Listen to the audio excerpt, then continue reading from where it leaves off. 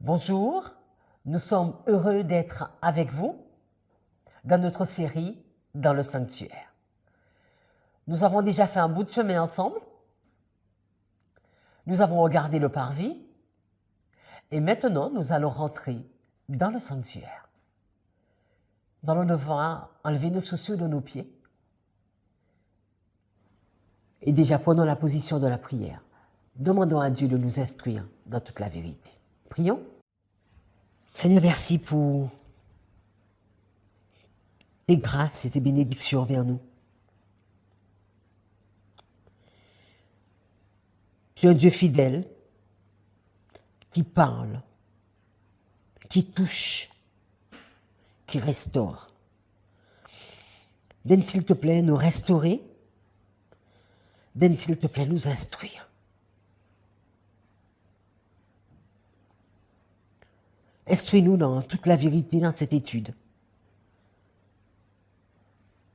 Et que vraiment, aussi bien nous que ceux qui regardent cette vidéo, qui vont l'étudier, que nous puissions vraiment sentir ton toucher à nos côtés. Te sentir nous toucher dans notre vie. Béni sois-tu et instruis-nous encore et encore.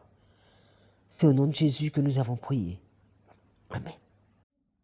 Moïse avait reçu les plans du sanctuaire.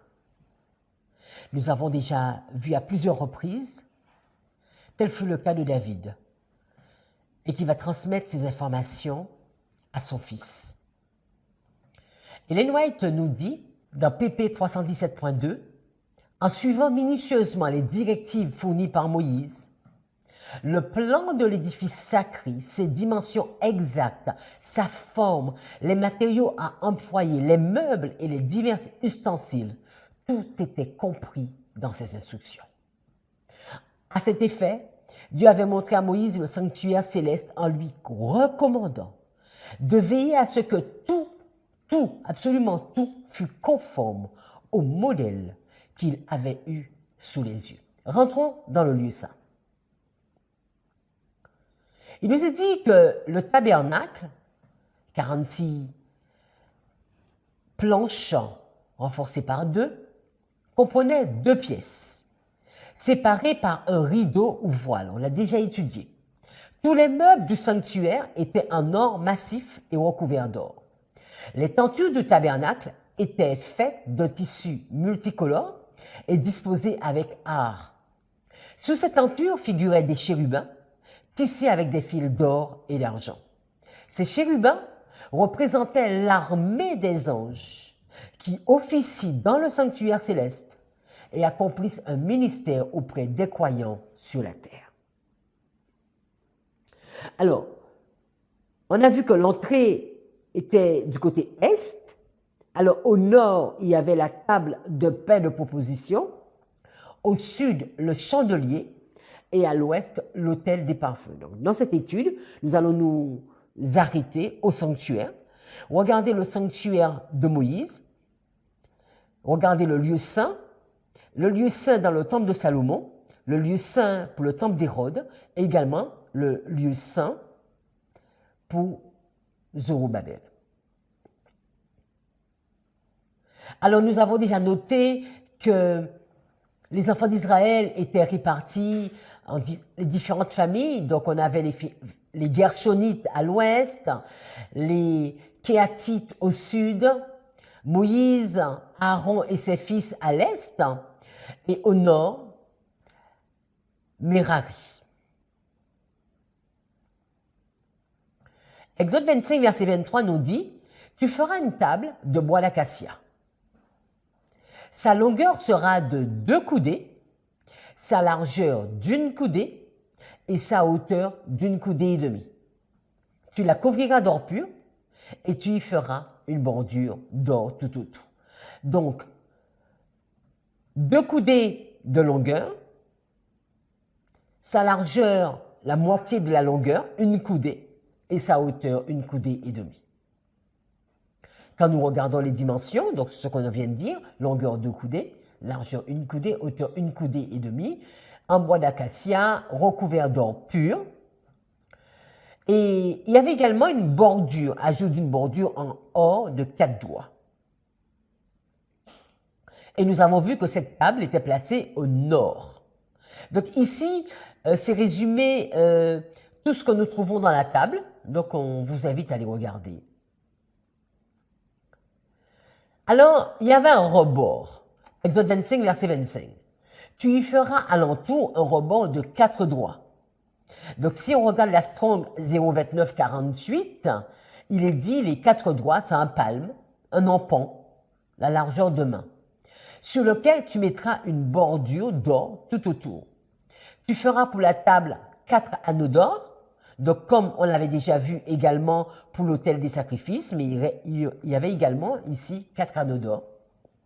Et tu mettras les anneaux aux 4 coins qui seront à ses 4 pieds.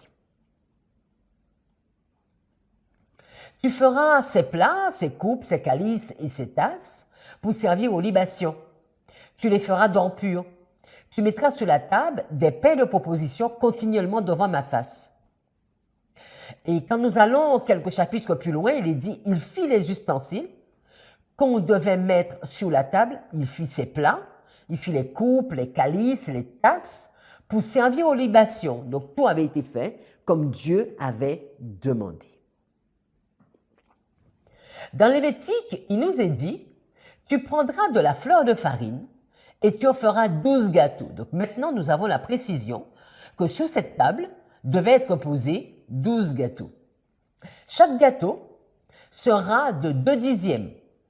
Tu les placeras en 2 piles. Donc, les gâteaux étaient posés les uns sur les autres, 2 piles. 6 par pile, sur la table d'or pur devant l'Éternel. Tu mettras de l'encens pur sur chaque pile, et il sera sur le pain comme souvenir, comme une offrande consumée par le feu devant l'Éternel. Donc, il y a 2 piles de 6 pains, 12 pains posés sur cette table.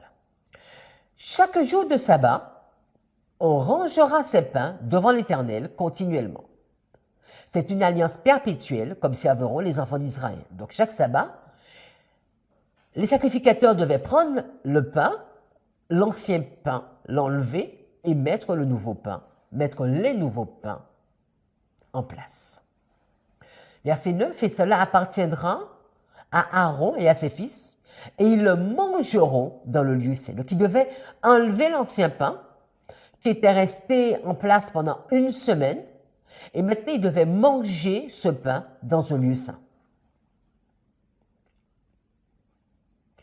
1 Chronique 9.32 nous dit, et quelques-uns de leurs frères, donc parmi les Kéatites, étaient chargés de préparer pour chaque sabbat les pains de proposition. Donc on voit même, donc là nous sommes dans l'histoire de David, où nous avons des Lévites qui vont intervenir pour préparer ces pains.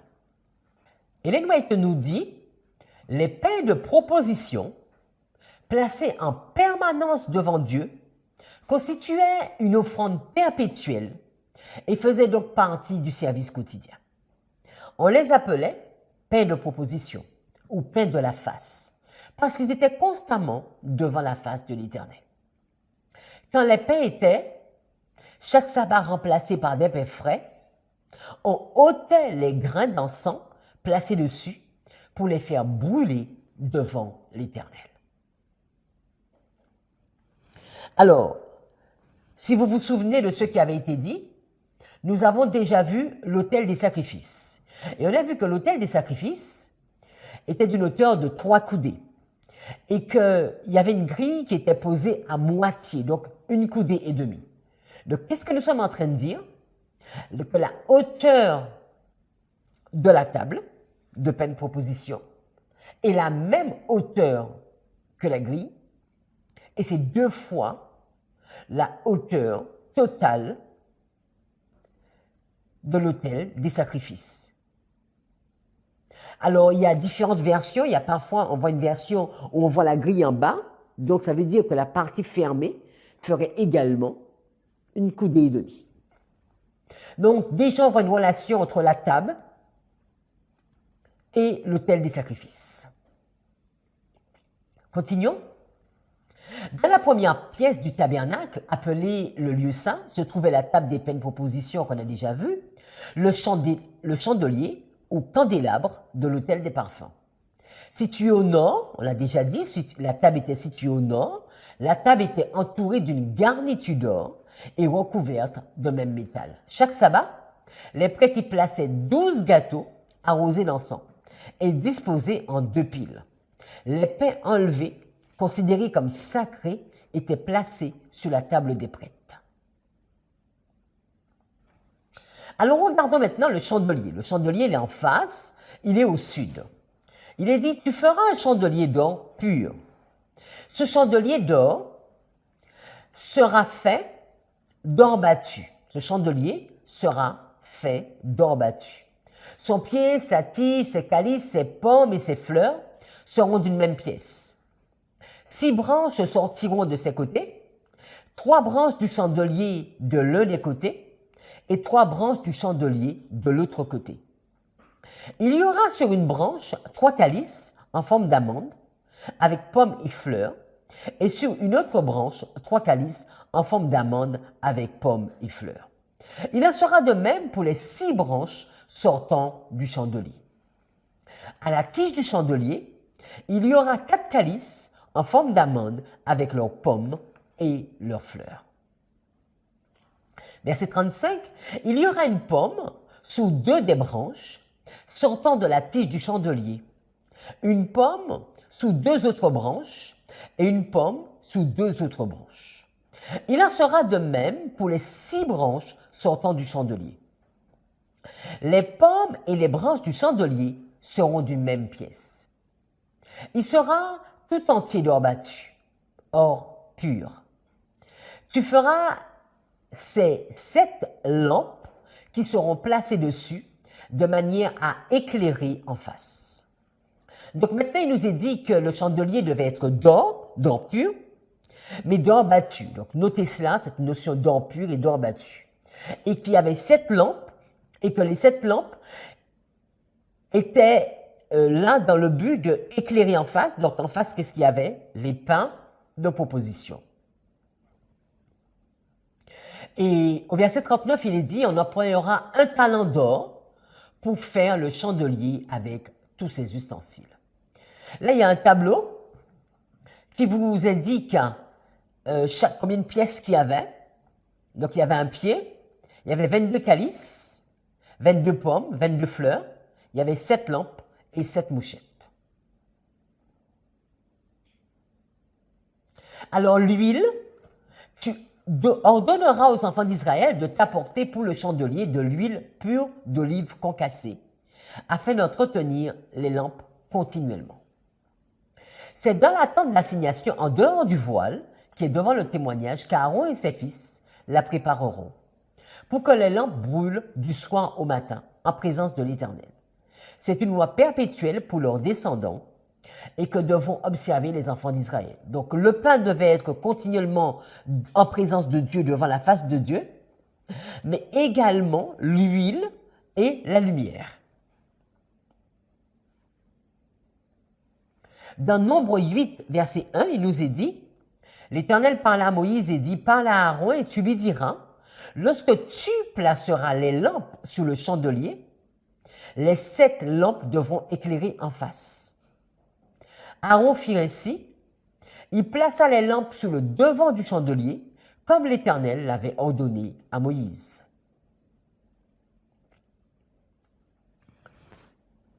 Alors, essayons de regarder le reflet, qu'est-ce que cela produisait cette lampe. Il nous est dit, ces lieux sacrés n'avaient pas de fenêtres pour laisser passer la lumière. Donc, c'est la même chose qu'on a vu dans les autres temples, pas de fenêtres. Le chandelier fait d'or, pur, brûlait nuit et jour et éclairait les 2 pièces. Donc, on a vu que c'était 30 coudées de long sous 10 de large. Vous vous souvenez? Donc, 300 coudées carrées. Et ce chandelier de cette branche allait éclairer les 2 pièces.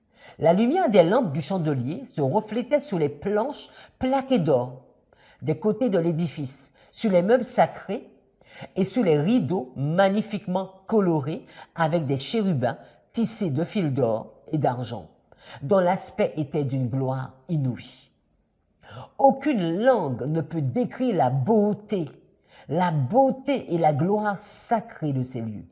L'or du sanctuaire reflétait les couleurs des rideaux, qui apparaissaient comme les différentes couleurs de l'arc-en-ciel. Donc c'était magnifique, hein, d'une beauté extraordinaire.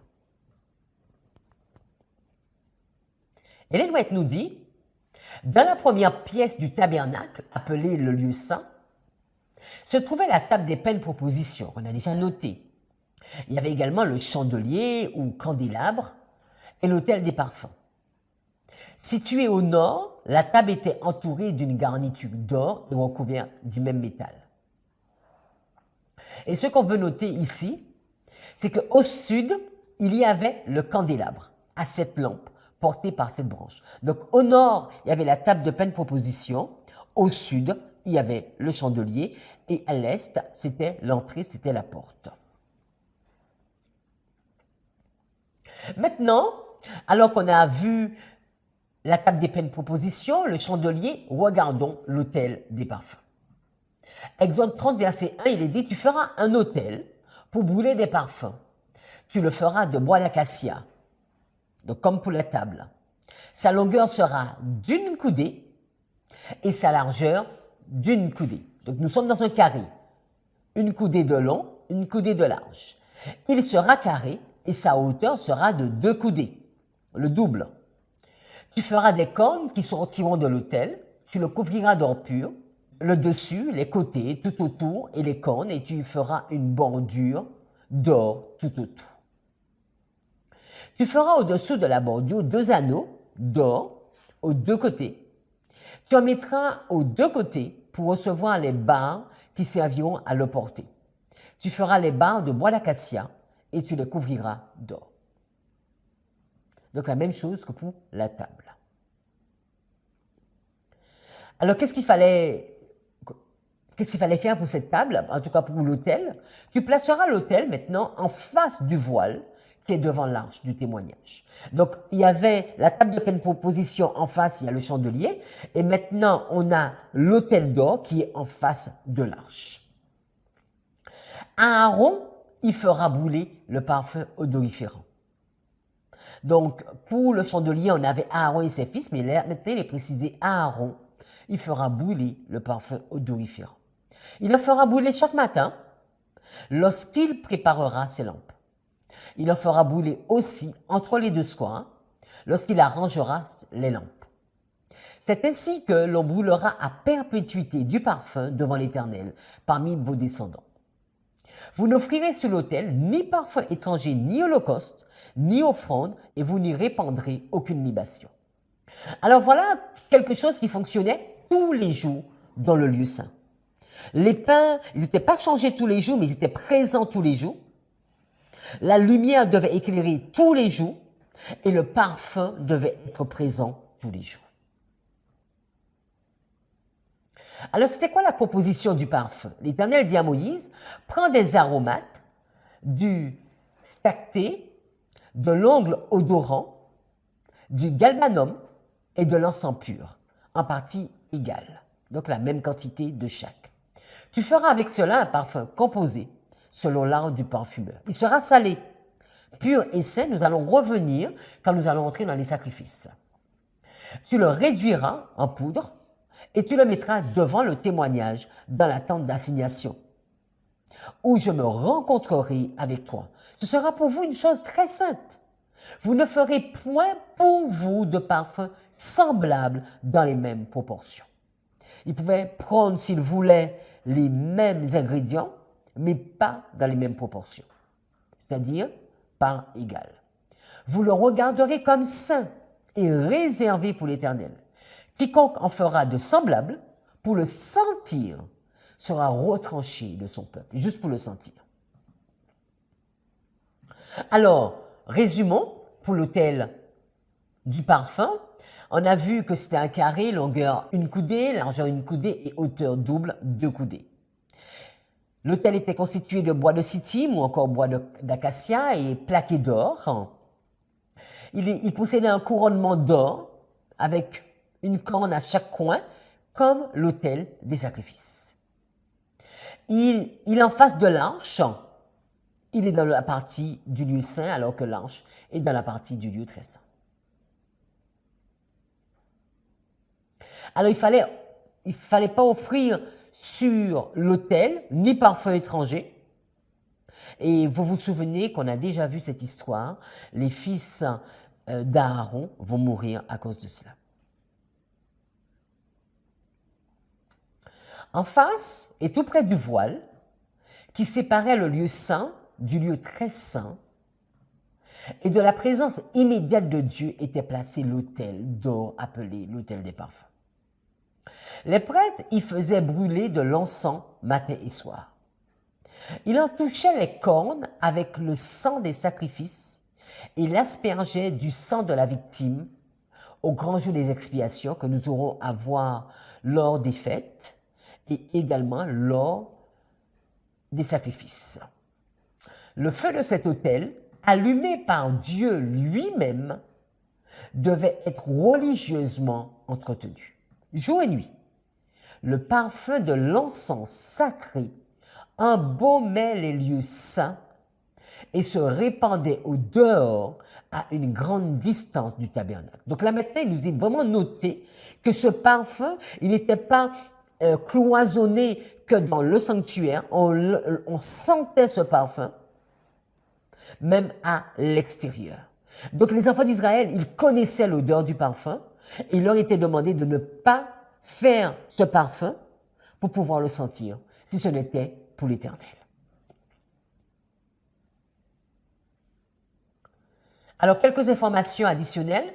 Il est dit qu'en face et tout près du voile, qui séparait le lieu saint du lieu très saint, et de la présence immédiate de Dieu était placé l'autel d'or, qu'on a déjà vu, l'autel des parfums.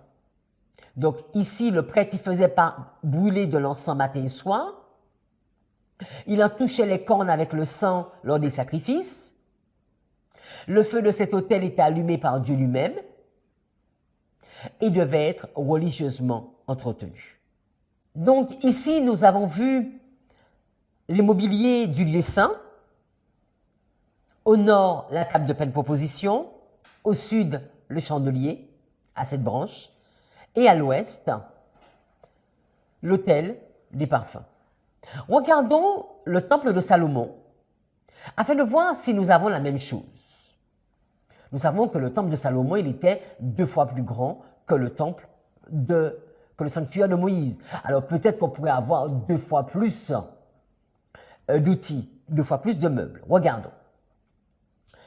Dans 1 Roi 7, 48, il est dit: « Et Salomon fit tous les ustensiles qui appartenaient à la maison du Seigneur, l'autel d'or, la table d'or, donc au singulier, sur laquelle était le pain de présentation, les coupes, les mouchettes et les bassins et les cuillères et les encensoirs d'or pur et les gonds d'or pour les portes de la maison intérieure du lieu très saint et pour les portes de la maison, c'est-à-dire du temple. » Donc là, il nous est dit qu'il y avait l'autel d'or et qu'il y avait la table d'or, la table de pain de proposition.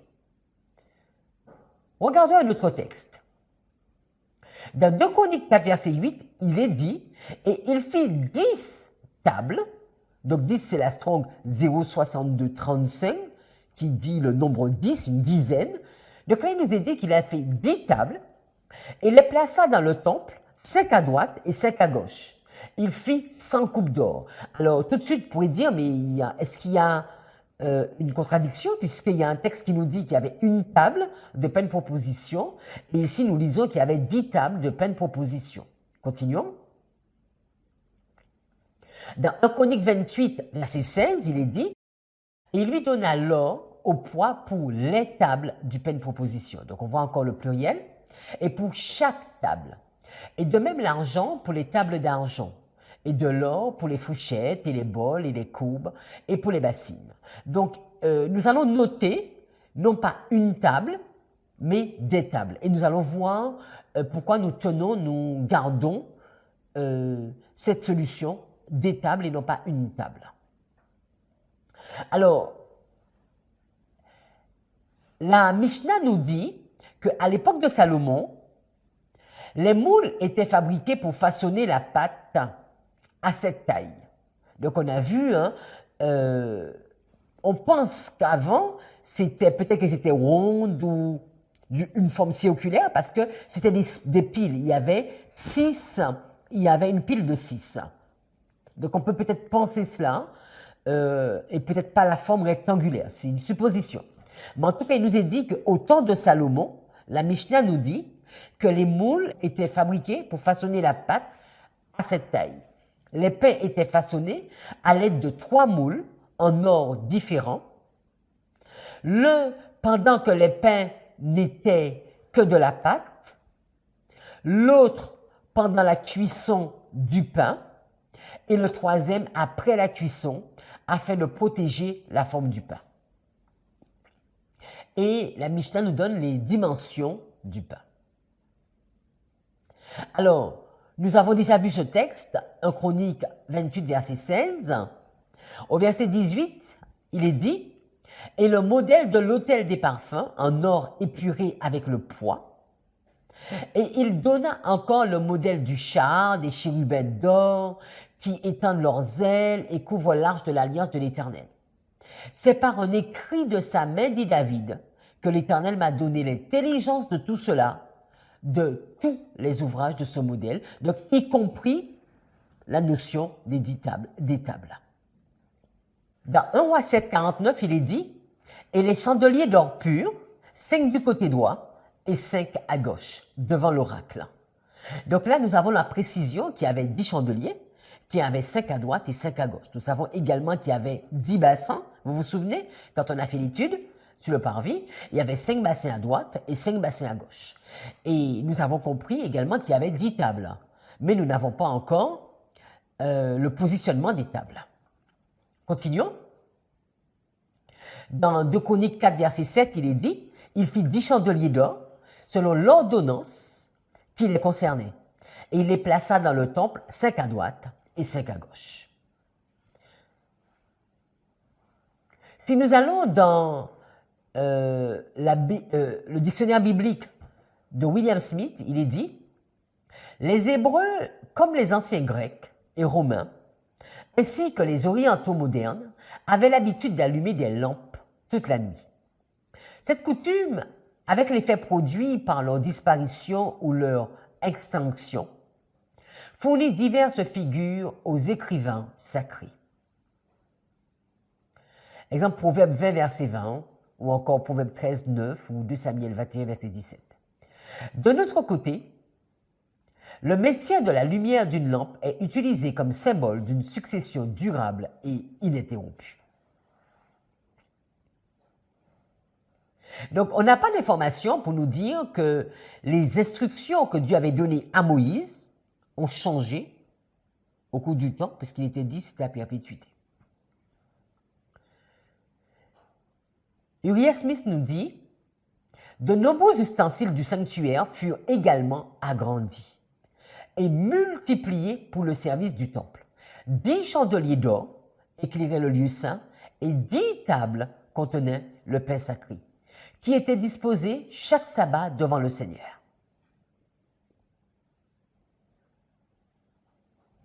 Donc, on a déjà vu les 10 bassins. 1 Roi 7, 38, il est dit « Et il fit 10 bassins d'airain. Chaque bassin contenait 40 battes. Chaque bassin avait 40 coudées. » On avait déjà vu dans l'étude sur le parvis. Donc, chaque bassin avait 4 coudées, non pas 40 coudées, mais 4 coudées.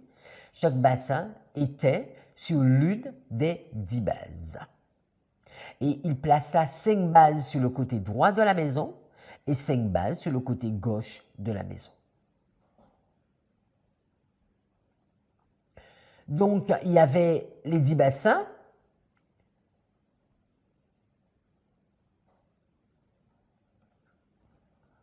Donc, ce que nous avons noté, il y avait 10 tables et 10 chandeliers.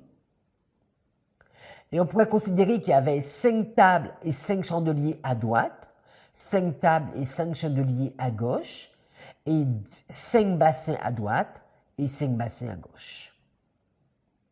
Salomon fit encore tous les autres ustensiles pour la maison de Dieu. L'autel d'or, par contre, il est précisé l'autel d'or au singulier. Les tables sur lesquelles on mettait les pains de proposition, donc de Chroniques 4, 19, les chandeliers et leurs lampes d'or pur qu'on devait allumer selon l'ordonnance devant le sanctuaire. Donc là, il nous est indiqué qu'il y avait l'autel d'or au singulier. Donc, on va encore résumer. Le temple de Moïse, c'est la moitié du temple de Salomon. Le temple de Salomon était 2 fois plus grand que le temple de Moïse. Le temple de Salomon avait 10 fois plus de lumière que le temple de Moïse et 10 fois plus de pain que le temple de Moïse. On aurait pu penser qu'on pourrait avoir juste 2 fois plus de luminosité ou 2 fois plus de pain. Mais ce n'est pas ce que la Bible nous dit. Il y avait, on se retrouve même avec 11 bassins pour le temple de Salomon, parce que vous vous souvenez, on avait vu qu'il y avait la mer de fonte, plus 10 bassins, alors que pour celui de Moïse, on avait la cuve d'airain. Regardons le temple de Zorobabel. Nous n'avons pas beaucoup d'informations. Nous allons avec ce que nous avons. Regardons. Donc le temple de Zorobabel. Alors nous allons un peu nous arrêter sur les Maccabées qu'on trouve dans différentes Bibles ou bien sur Internet. Dans Maccabée 1, verset 20, il est dit, après avoir vaincu l'Égypte en moins 143, ou bien selon certains, ce serait en moins 169, donc j'ai mis les 2 dates. Antiochus revint sur ses pas, se dirigea vers Israël et marcha sur Jérusalem avec sa puissante armée. Donc là, nous sommes en l'an moins 163 ou moins 143, ce n'est pas encore la construction du temple d'Hérode, et pourtant, Esdras, Néhémie, Zorobabel sont déjà morts. Mais nous sommes encore avec ce temple qui persiste. Il entra dans le temple, donc le temple de Zorobabel, avec arrogance. Il fit enlever l'autel d'or, le porte-lampe avec ses accessoires, la table des pains offerts à Dieu. Donc là, on se retrouve dans le temple de Zorobabel avec non pas 10 tables, mais de nouveau avec une table. Les flacons pour les offrandes, le vin, les bols à aspersion, les coupes d'or, le rideau, les couronnes. Il fit arracher toute la décoration d'or sur la façade du temple. Donc ici, il y a une table de pain de proposition. Si on va dans 1 Maccabée 4, verset 36, il est dit, « Judas et ses frères dirent alors, maintenant que nos ennemis sont vaincus, montons à Jérusalem pour purifier le temple et le consacrer de nouveau à Dieu. » Tous les soldats de l'armée se rassemblèrent et montèrent sur le mont Sion. Ils virent le temple déserté, l'autel profané et les portes brûlées. Il y avait de jeunes pousses d'arbres dans les cours, comme dans les bois ou sur les montagnes. Les salles étaient détruites. Alors ils déchirèrent leurs vêtements, poussèrent de longues lamentations et couvrirent leurs têtes de cendres. Donc ici, on pourrait penser que c'est l'autel des sacrifices ou l'autel des parfums, il n'est pas indiqué. Non, on trouve l'autel au singulier. Quand on continue, il est dit, ensuite Judas ordonna à certains de ses soldats d'attaquer les défenseurs de la forteresse, tandis que lui-même s'occupait de purifier le temple. Il choisit des prêtres irréprochables et attachés à la loi de Moïse, et ils purifièrent le temple, et ils transportèrent les pierres souillées dans un lieu impur. On se demanda ce qu'il fallait faire de l'autel des sacrifices que les païens avaient profané. On eut la bonne idée de le détruire pour que cette souillure ne tourne pas à leur honte. Et ils démolirent donc cet autel et placèrent ces pierres sur un lieu convenable sur la colline du temple. Elles devaient rester là jusqu'au moment où le prophète viendrait dire ce qu'il fallait en faire. Continuons. Ils prirent les pierres non taillées comme l'exigeait la loi et ils bâtirent un autel nouveau semblable à l'ancien. Ils réparèrent le temple, en restaurèrent l'intérieur et purifièrent ses cours. Ils fabriquèrent de nouveaux ustensiles sacrés et installèrent dans le temple le porte-lampe, donc le chandelier, l'autel des parfums et la table des pains offerts à Dieu. Donc on trouve dans le temple de Zorobabel le chandelier, l'autel des parfums et la table des pains offerts à Dieu, la table de pain de proposition. Donc nous sommes dans la même quantité que ceux qui avaient au temps de Moïse. Un chandelier, une table de pain de proposition et l'autel des parfums.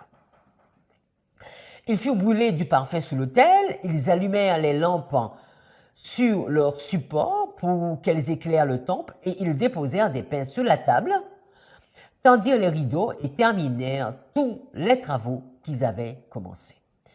Donc ici, nous sommes avec le temple de Zorobabel, avec ces informations. Il est dit que des éléments essentiels décrits dans le premier temple ne purent être remplacés. L'arche de l'alliance, les Urim et Tumim, l'huile sainte, le feu sacré, les tables de la loi, le pot de manne et le bateau d'Aaron. Donc il nous est dit, il y a des choses qu'on n'a pas trouvées. Qu'on n'a pas trouvées aussi bien dans le temple de Zorobabel et qu'on ne trouvera pas dans le temple non plus d'Hérode. Notamment ce qu'il y avait dans le lieu très saint, l'arche de l'alliance, les Urim et le Turim.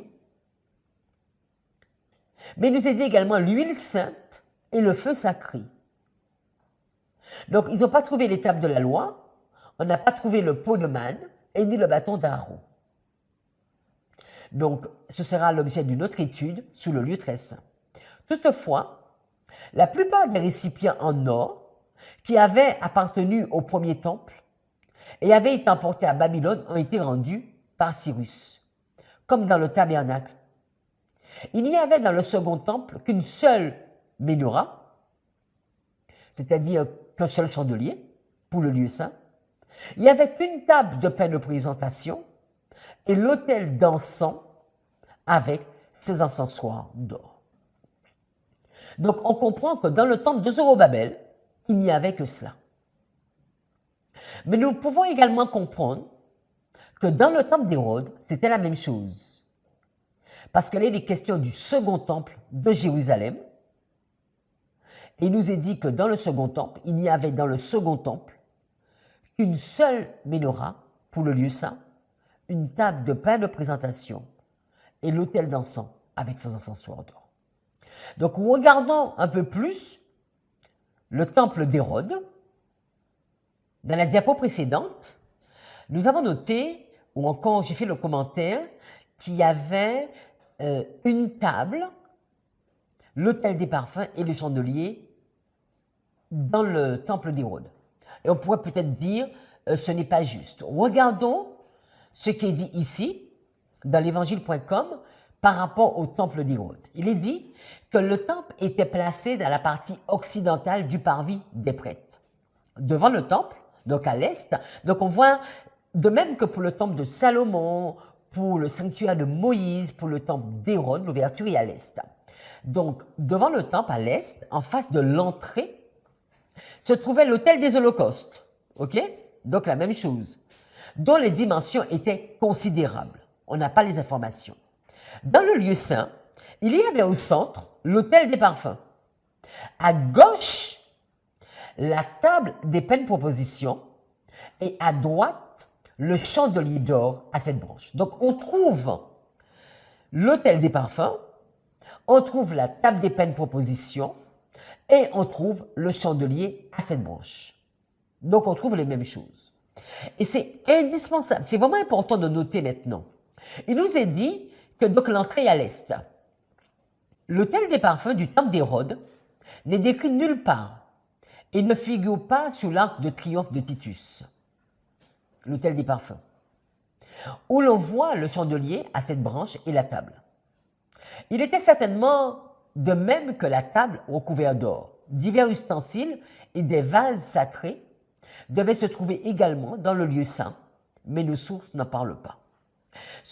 Je veux m'arrêter sur le positionnement des choses. Il est dit qu'au centre, il y avait l'autel des parfums, à gauche, il y avait la table des pains de proposition et à droite, il y avait le chandelier.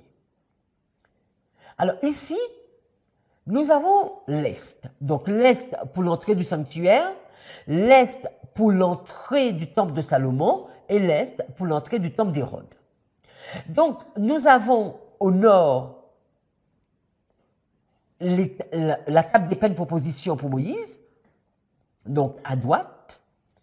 On sait que pour le temple de Moïse, on avait mis 5 à droite et 5 à gauche. Mais maintenant, on se retrouve avec, dans le temple d'Hérode, à droite, le chandelier. Donc, Hérode a décidé de changer l'emplacement des choses. Il va mettre le chandelier à droite alors que le chandelier devait être à gauche. Et il va mettre à gauche les pains, la table des pains, alors que la table des pains devait être à droite. Deuxièmement, on ne cesse de nous dire que le temple d'Hérode était vraiment majestueux, incroyable, mais qui n'avait pas vu le temple n'avait rien vu.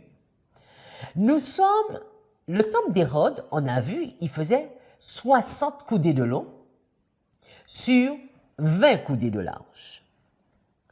Le temple, la partie lieu saint, la partie lieu très saint, avait les mêmes dimensions que le temple de Salomon. Donc, temple de Salomon, lieu saint et lieu très saint, égale temple d'Hérode, lieu saint, lieu très saint, en longueur et largeur, sans compter la hauteur. De plus, le temple d'Hérode était beaucoup plus haut que le temple de Salomon. Alors, comment se fait-il, c'est une question que je me pose, qu'Hérode n'a laissé qu'une lampe, qu'un chandelier? Pourquoi il n'a pas créé d'autres chandeliers? Pourquoi il n'a fait qu'un chandelier? Alors que Salomon va mettre 10 fois plus de lumière. D'autre part, au temps de Salomon, il y avait 120 pains. 10 tables, 12 pains par table, 120 pains. On pourrait comprendre, c'est parce qu'ils étaient beaucoup plus nombreux, parce qu'au temps de Moïse, les sacrificateurs, il y avait juste Aaron, Éléazar et Itamar, parce que Nadab et Abihu sont morts. Mais quand nous sommes au temps d'Hérode, il y a 12 classes, il y a 24 classes plus précisément. Il y a beaucoup de sacrificateurs. Alors pourquoi nous ne trouvons pas 10 tables au minimum? Il y a beaucoup de choses qu'on pourrait dire sur la gloire de ce temple. Quand on regarde ces différentes constructions, on se rend compte que le temple de Moïse, alors qu'il était en tissu, était rempli de la gloire de Dieu. Et plus on avance, même si les temples sont majestueux, mais nous n'avons plus la présence de Dieu. On le verra encore plus en détail avec le lieu très saint. Il nous est dit que parmi les Juifs, pain d'exposition, les miches de pain que le prêtre de la semaine déposait devant le Seigneur sur la table d'or du sanctuaire. Ils avaient la forme d'une brique, mesuraient 10 pommes de long et 5 de large, pesant environ 8 livres chacun. Ils étaient faits de fine farine sans levain, échangés chaque sabbat. Les pains étaient au nombre de 12 et représentaient les 12 tribus d'Israël. Ils devaient être mangés uniquement par les prêtres. Alors, on avait déjà vu dans l'étude précédente qu'au-dessus du lieu saint et du lieu très saint existait un grand local ayant même longueur et même largeur que le sanctuaire et 20 coudées de hauteur. On y pénétrait par une porte pratiquée dans le mur sud et que l'on atteignait par le toit du bâtiment adjacent au sanctuaire. La destination de ce local était inconnue. Alors, nous pourrons résumer ici, donc dans le lieu saint. Alors, le sanctuaire de Moïse, donc on a l'autel des parfums à l'ouest, au nord, la table des pains de proposition, au sud, le chandelier. Alors, quand nous allons dans le temple de Salomon, 5 de part et d'autre, et l'autel des parfums à l'ouest, on peut penser que dans le temple de Zorobabel, c'est la même chose, même si on n'a pas toutes les informations de leur positionnement. Mais dans le temple d'Hérode, nous notons que le chandelier de cette branche était à droite, au lieu d'être à gauche, et que la table de pleine proposition était à gauche, au lieu d'être à droite. Donc, j'espère que cette étude va vous permettre de mieux comprendre entre ce que Dieu avait demandé à son peuple et la réalisation des choses, que même si on a vu un temple majestueux, le temple d'Hérode ou encore le temple de Salomon, mais nous notons la beauté du temple, du sanctuaire de Moïse. Nous allons prier et dans la prochaine étude, nous verrons, nous allons entrer encore plus en profondeur dans le lieu très saint pour voir qu'est-ce qu'on y trouvait, aussi bien dans le temple de Moïse, le temple de Salomon, de Zorobabel et d'Hérode. Prions. Seigneur, nous te remercions.